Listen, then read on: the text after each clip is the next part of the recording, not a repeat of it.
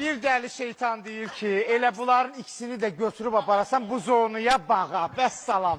Evli insana çok insan sevir. Burada ne var ki sevenler çoktur. Evli insan sevmir. Vallahi sevirler de zahir. İndi realda Doğru değil. He? Doğru değil. Doğru değil ama Allah Teala her insana bir alın yazısı yazır. Onu Allah istemese karşılaştırmaz.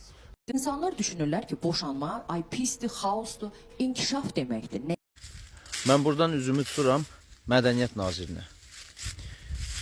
Arada vaxtınız olanda bu efirlərə nəzarət edin. Sanki ölkədə nə qədər özünə hörmət eləməyən insan var, hamısını efirə çıxardılar. Ədəbli, ərkanlı, əxlaqlı insanlar oturublar bir kənarda. Bu ölkənin mənəviyyatını pozan, bu ölkənin milli mənəvi dəyərlərini pozan, bu ölkədə əxlaqsızlığı yayan, bu ölkədə əxlaqsızlıq edən nə qədər şəxsiyyətsiz insanlar varsa, hamısını bir-bir efirlərə çağırırlar. Və bu, ölkəmizi silahsız məhv etmək deməkdir. Düşmən silahla üstümüzdə hücum çəkirdi, biz onlara qarşı müqavimət göstərə bilirdik. Amma bunları ki efirlərə çıxardırsınız, bunlar ölkəmizi silahsız məhv edirlər. Və çox təəssüflər olsun ki, bunlara qarşı mübarizə aparmaq da çox çətindir.